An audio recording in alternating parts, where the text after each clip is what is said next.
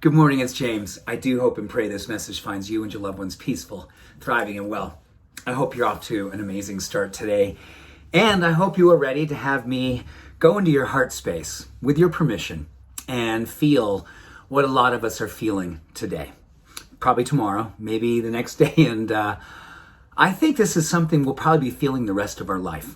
It's the work of self-acceptance. A couple weeks ago, I did a piece on a study coming out of the University of Hertfordshire. And it was a study that was done on meaning and purpose and self-fulfillment and basically just a life that's really working. And when they talked about all the things that would help us to feel a sense that our life is working, a sense of personal peace, it wasn't about the laundry list of all the things that we think we have to do every single day to earn our own love. Let's just take that in. I'm taking it in. Isn't it amazing how often in life we will hold ourselves hostage from self-acceptance and love and compassion for ourselves, only we will give it to ourselves after we feel like we've accomplished certain things. Every single day, it's a number of things we think we have to do in order to earn our love. It's maybe looking back over our lifetime and saying, I didn't measure up here. I wish I'd done better. If I'd only done this, then I would have my self-acceptance today. Well, the study was so illustrative of, I think, one of the things that is so hard today, but it's not hard being insurmountable. It's hard because it's like an obvious one that is available every single moment of our life if we are willing to do the work. And because I know who you are, I believe everyone in this community is the kind of person that says, yeah, that's me. That's me.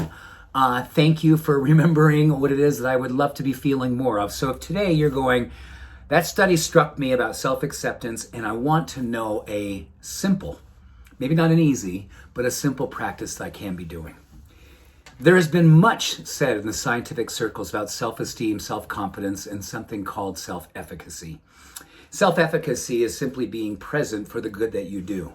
Being fully aware, fully awake in that moment, realizing what you are doing is good. And more often than not, just allowing yourself to say it is good enough. It doesn't have to be perfect. There's something about the power of acknowledgement these days that is escaping many of us. And a big part of it we have seen through science is this experience right here. Hopefully not this one exactly, but digital media. Digital media has given our brain this perceived need to continually have never-ending, escalating highs that we visually look at. We see something on Instagram or Facebook or whatever the case may be, something amazing, someone doing something amazing, somebody looking amazing. Right? It's like, wow, they look amazing. And you're like, oh man.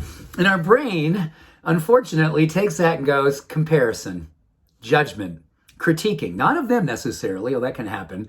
It's more of ourselves. And it's related to a lot of neurochemistry. It's related to a lot of things that are baked into us thousands of years ago called the negativity bias. But we can break the spell. We can literally break the spell that has been cast on us voluntarily for the most part, right? We are the ones who choose to go on digital media. We are the ones to allow ourselves to scroll and go, oh, wow, oh, man, God, wow. Or there's some beautiful things we can see too, but the challenge is that even the beautiful things make us sometimes feel like, I'm not there. I can't do that. Wow, they're so much cooler and kinder and more amazing than I am. Here's the thing I want today to hit you with love, is how self-acceptance is directly related to self-efficacy, which is directly related to heroically realizing how good you already are.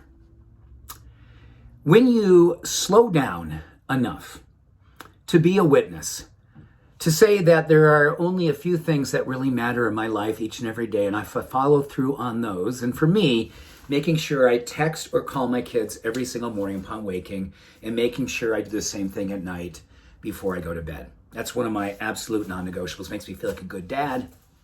It makes me feel connected. It makes me feel like I'm healing some of my own issues around fatherhood. And it just makes me feel like a better human being. I always want to make sure I do my very best to pray together with my wife before bed and set intentions for the coming day. Make sure I tell her that she is beautiful because she is beautiful.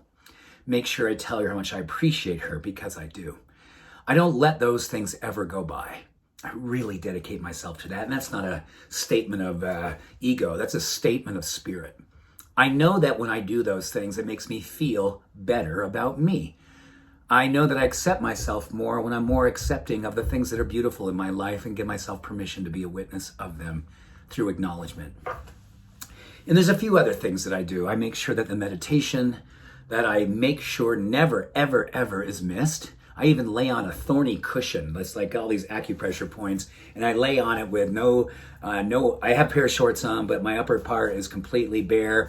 I just took a cold shower and I lay on that and I do my breathing practice. I do my meditation. I do my affirmations. It's hard and awesome. And I never miss that either. And alongside of that, I've managed to really look at how when I'm in the experience of being with another human being throughout the day, stranger, loved one, friend, I really do my very best to say a simple thing. If this was the last time I was going to be with this person, how present would I be right now? Boom. And then there's a suddenness of spirit that comes over me. A suddenness that just makes me feel awake, alive, appreciative, accepting. We get a chance to do as Gandhi said, question whether or not there's more to our lives than increasing its speed. Slowing down to realize we are so much better than we give ourselves credit for. And there's infinite opportunities every single moment of every single day to be a witness of our own heroic self-acceptance. It simply means being present for what is. It simply means being an advocate for when you are and holding yourself accountable with soft eyes. Every morning I turn on the light, I grab my toothbrush, I see myself, and I give myself a level of love. I look deeply into my soul through my eyes. They say that the eyes are the window to the soul. And I want to ask you tomorrow morning, tonight, wherever you are and whoever you are with, ask yourself that same question. If this was the last time I was going to see this person, how present would I be? How appreciative would I be? How loving and encouraging would I be? And then take the next heroic step. Tomorrow morning, when you turn on the light and you see yourself, spirit willing, how appreciative, loving, kind, and accepting would you be if this was going to be your last day? Would you be willing to stand that close to your heart and be a witness to how good you are? Call yourself out for how much love you feel for life, for yourself, and the opportunity and the gratitude to be here for it. What a practice. What a beautiful,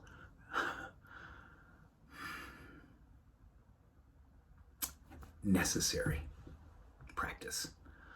Have an awesome day, being aware, awake, and alive to how beautiful you are. I see you. I love you. Have an awesome day.